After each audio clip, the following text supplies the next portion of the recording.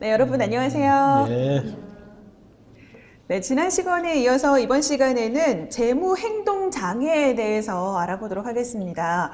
박사님, 재무 행동 장애라는 건 예를 들어서 자기가 스스로를 통제할 수 없을 만큼 돈을 많이 쓴다거나 뭐 충동 구매를 한다거나 도박 같은 걸 말씀하시는 거죠? 그렇죠.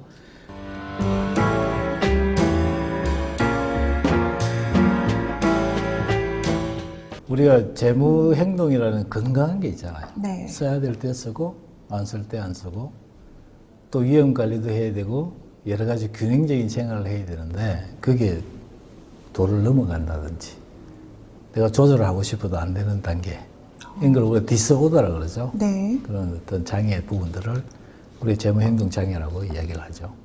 그 재무 행동에는 장애에는 돈을 막 내보내버리는 장애가 있고 대신에 또 우리 삶의 질을 피폐하게 하는 장애가 있어요. 그러니까 우리 삶의 질을 피폐하게 한다는 것은 돈을 더 벌기 위해서 일 중독이 생겨버리잖아요. 그죠? 그럼 일 중독을 하게 되면 돈은 많이 벌겠죠? 근데 무엇을 잃을까요?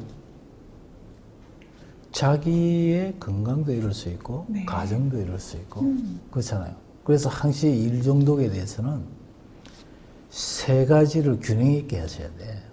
나와 일과 가정을 항시 시간을 균등하게 할애를 해야. 그게 아주 멋진 거예요. 근데 그걸 놓쳐버리잖아요. 그러니까 돈은 되더라도 삶이 어려워지고 핍박해진다. 또 한 가지는 저소비라는 장애가 있어요. 그거는 써야 될 때를 못 쓰는 거죠. 병원을 가야 되는데 아까워서 못 가요. 네. 돈을 아끼기 위해서 굶어요. 어때요? 돈은 만들겠죠? 삶이 어때요? 피폐하겠네요. 그렇죠. 그런데 다른 사람이 볼 때는, 저 사람은, 진짜 돈 많이 모았네, 이야기 하겠죠? 겉으로 볼 때는.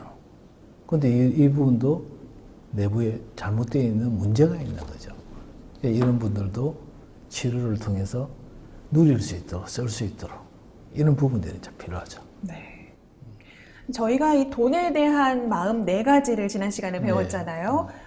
더하기, 버는 거, 그리고 쓰는 거. 빼기, 쓰는 거, 곱하기, 불리기. 불리고 나누는 걸 배워봤는데, 이렇게 보니까 돈을 많이 쓰는 것도 문제인데, 돈을 너무 안 쓰는 것도 문제가 되겠네요. 당연하죠.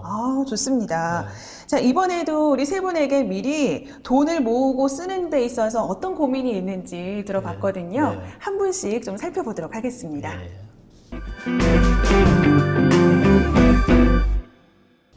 네, 저는 제가 생각해도 충동 구매가 문제인 것 같아요. 아직 사회 초년생이라서 월급이 그리 많지 않다 보니까 평소에는 돈 쓰고 싶은 마음을 참으려고 노력하는데 그간 모은 걸 충동 구매로 어느 한순간에 다 날려버리거든요.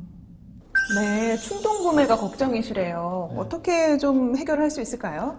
혼자의 문제가 아니죠. 많은 사람들이 그렇잖아요. 우리 내면에는 그런 게 있잖아요. 본성이라는 게 쉽고 편하고 생각하기 싫잖아요.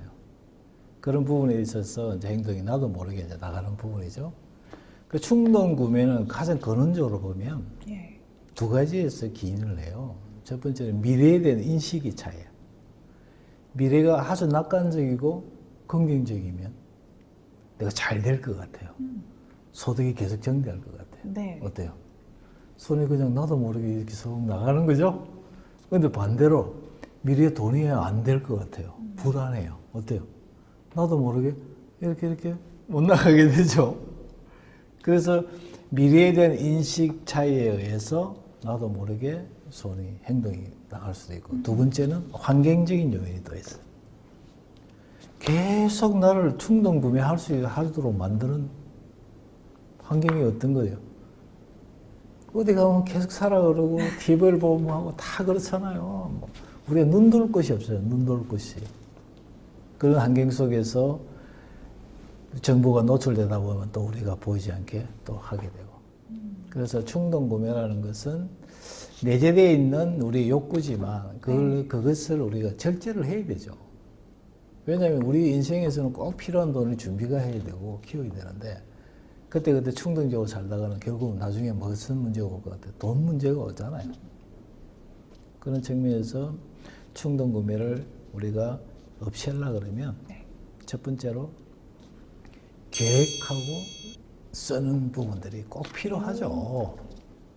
그래서 쓰지 말라는 것이 아니라 쓰는 것을 계획하고 쓰는 부분만 습관이 된다면 그때부터 충동구매는 이제 줄어들기 시작합니다. 그래서 지금까지 쓰는 것을 계획을 안 하고 살았잖아요. 네. 그러니까 쓰지 마는 게 아니라 쓸 것을 한 달 동안 쓸 것을 미리 계획하고 그대로 쓰는 습관 이걸 키우시는 게 제일 훌륭한 방법이에요.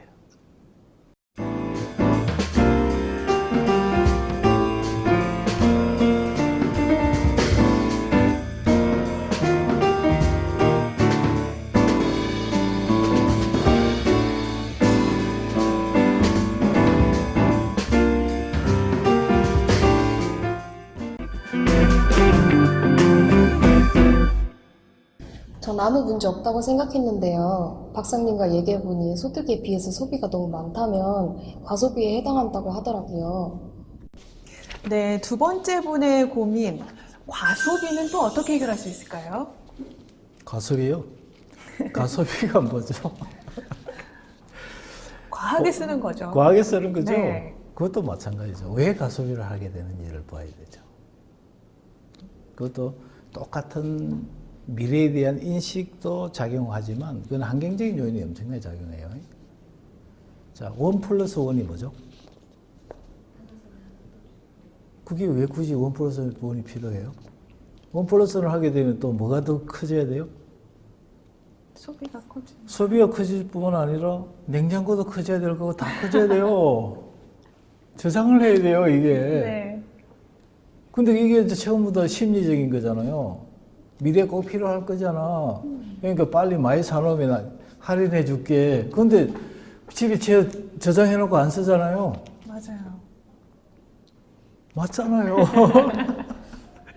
그러니까 이것이 전부 다 심리적인 마케팅의 방법인데, 그래서 제일 좋은 방법은 뭐겠어요? 음식을 하더라도 그때 재료를 사서 바로 해 먹으면 끝이잖아요. 근데 막 채워놔가지고 안 먹기도 하고 냉장고를 열면 쏟아지면 안 되잖아요. 네. 그러니까 꼭 필요한 거는 쇼핑을 하더라도 쇼핑 리스트를 만들고 그때그때 하는 이런 부분들이 내가 건강한 삶이에요, 그게. 아까처럼 게으른 속성에 따라가려고 그러면 막 챙겨놓고 빨리 하고 막 쉽게 살려고 그러면 전부 돈이 새어버려요. 근데 그게 진정으로 건강한 삶이 아니거든요. 그러니까 하나를 하더라도 내가 직접적으로 해보고, 그래서 계획적으로 하고. 그래서 처음부터 2개를 사겠다고 2개를 사면 가소비가 아니죠. 네. 처음에 하나를 사겠다 해놓고 가서 3개를 사오면 가소비죠.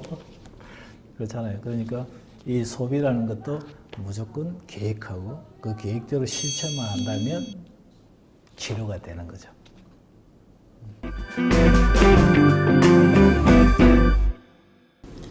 제가 친구들 사이에서 짠돌이라는 말을 몇 번 들었는데요. 저도 돈이 많으면 쓸 텐데 아직 돈을 쓸 때가 아니라고 생각해서 제 자신에게도 돈을 잘 안 쓰게 돼요. 돈을 많이 쓴 날은 죄책감이 느껴지고요. 네, 세 번째 분의 고민.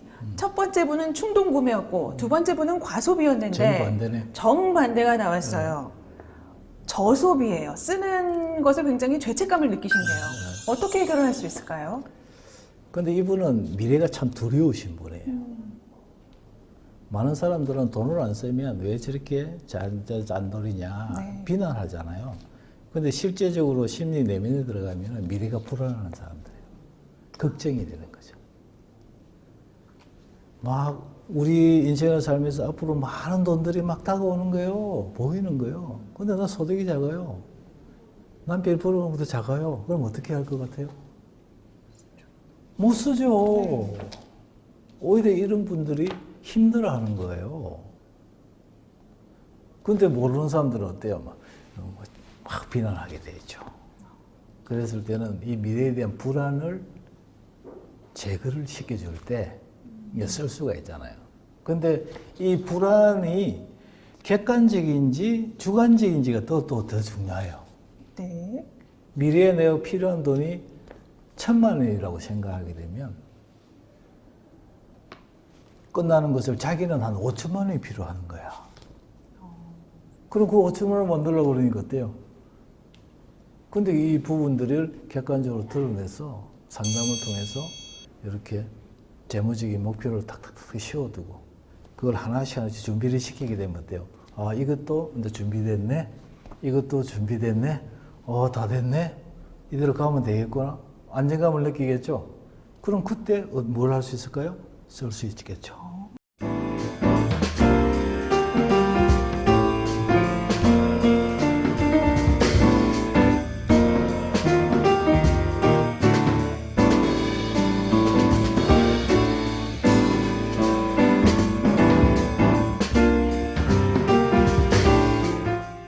그러니까 충동구매 가소비의 정반대라는 것은 한쪽은 너무나 낙관적이고 이쪽이지만 한쪽은 너무 불안.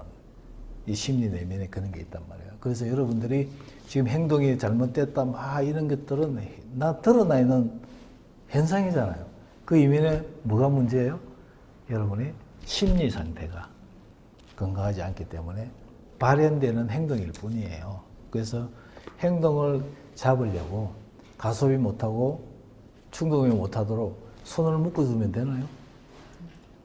도박 못하게 한다고 손을 묶어두면요, 발로 해요. 그런 것처럼 안에 내재되어 있는 이러한 마음들이 행위를 일으키는 거예요.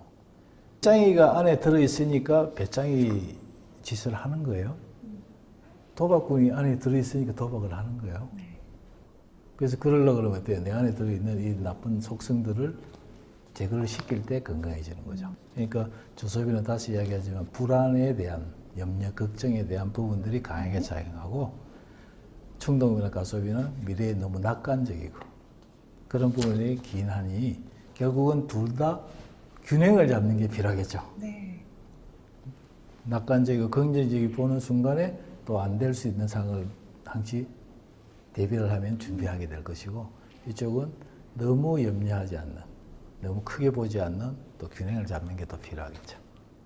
네.